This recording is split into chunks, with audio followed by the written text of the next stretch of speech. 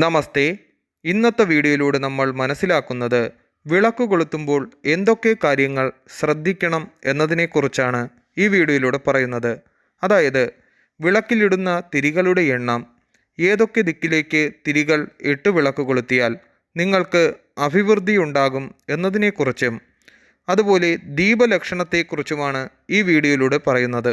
നിലവിളക്കില്ലാത്ത ഒരു ഹൈന്ദവ ഭവനവും കാണുകയില്ല. അത്രയേറെ മംഗളപ്രദവും ഐശ്വര്യസൂചകവുമാണ് അത്. സർവപൂജാതി കർമ്മങ്ങളിലും നിലവിളക്ക് ഒഴിച്ചുകൂടാനാവാത്ത ഒരു ഘടകമാണ്. ഒരു തിരിയായി വിളക്ക് കൊളുത്തരുത്. കൈ തൊഴുതു പിടിക്കുന്നത് പോലെ 2 തിരികൾ കൂട്ടിയോജിപ്പിച്ച് ഒരു ദിക്കിലേക്കിട്ട് ദീപം കൊളുത്താം. പ്രഭാതത്തിൽ ഒരു ദീപം കിഴക്കോട്ടും വൈകിട്ട് 2 ദീപങ്ങൾ കിഴക്കോട്ടും പടിഞ്ഞാറോട്ടും. ഇതാണ് ഗൃഹത്തിൽ ദീപം തെളിയിക്കുന്നതിനുള്ള സാമാന്യ വിധി. താന്ത്രിക പൂജാതി കർമ്മങ്ങൾ, ദേവപ്രശ്നം തുടങ്ങിയവയിലാണ് സാധാരണ മറ്റു രീതിയിൽ തിരികളിടുക. 3, 5 എന്നിങ്ങനെയും ഗൃഹങ്ങളിൽ ദീപം കൊളുത്താം. 3 ആണെങ്കിൽ കിഴക്ക്, പടിഞ്ഞാറ്, വടക്ക് എന്നീ ദിക്കുകളിലേക്കാണ് തിരിയിടേണ്ടത്. വടക്കിനു പകരം വടക്കു കിഴക്ക് എന്നൊരു പക്ഷാന്തരവുമുണ്ട്. 5 തിരിയിട്ടാൽ അവ 4 ദിക്കിലേക്കും 5ാമത് വടക്കു കിഴക്ക് ദിക്കിലേക്കും ആവാം. 7 തിരിയിടുമ്പോൾ 4 ദിക്കിലേക്കും വടക്കു കിഴക്ക്, തെക്കു കിഴക്ക്, വടക്കു പടിഞ്ഞാറ് ദിക്കുകളിലേക്കും തിരിയിടാം. തെക്കു ദിക്കിലേക്ക് തിരികൊളുത്തുവാൻ പാടില്ല. കൂടുതൽ തിരികൾ ഇടുമ്പോൾ വടക്കു നിന്നും ആരംഭിച്ച് പ്രദക്ഷിണമായി വേണം കൊളുത്തേണ്ടത്. അവസാന തിരി കത്തിച്ചു കഴിഞ്ഞാൽ പ്രദക്ഷിണം പൂർത്തിയാക്കാതെ തിരിച്ചു വരണം. അതിനുശേഷം കത്തിക്കുവാൻ ഉപയോഗിച്ച ദീപം കെടുത്തിവെക്കണം. വിളക്കുകളിൽ നെയ്വിളക്കിന് ഏറ്റവും മഹത്വമുള്ളവയാണ്. അതുകൂടാതെ ശുദ്ധമായ വെളിച്ചെണ്ണ, എള്ളെണ്ണ എന്നിവയും ഗൃഹദീപത്തിന് ഉപയോഗിക്കാം. ചിലയിടങ്ങളിൽ മരണാനന്തര കർമ്മങ്ങൾക്ക് മാത്രമേ എള്ളെണ്ണ ഉപയോഗിക്കാറുള്ളൂ. മറ്റെണ്ണകൾ ഉപയോഗിച്ച് വിളക്ക് കൊളുത്തരുതെന്നാണ് സങ്കല്പം. കരി, പുക, അധികം ഉയരുന്ന എണ്ണകൾ എന്നിവയുപയോഗിച്ച് വിളക്ക് കൊളുത്തുവാൻ പാടില്ല. എണ്ണയെ ശരീരമായും തിരിയെ ആത്മാവായും ജ്വാലയെ ആയുസ്സായും വിളക്കിനെ ഭവനമായും സൂചിപ്പിക്കുന്നുണ്ട്.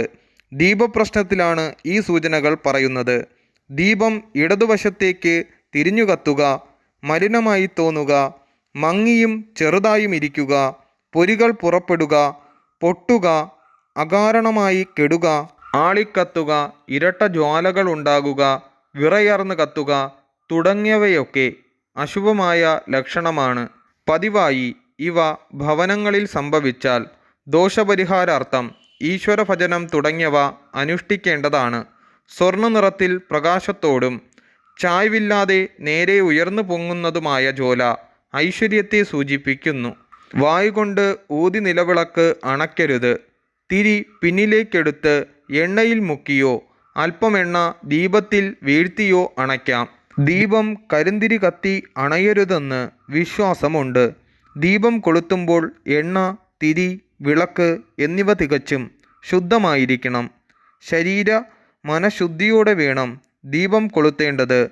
മംഗല്യവതികളായ സ്ത്രീകൾ നിലവിളക്ക് കൊളുത്തുന്നത് മംഗളപ്രദമാണ്. ഒരു പിടി പൂവ് വിളക്കിനു മുൻപിൽ അർപ്പിക്കുക. വിളക്കിൽ ചന്ദനം തുടങ്ങിയവ ചാർത്തുക. പൂമാല ചാർത്തുക.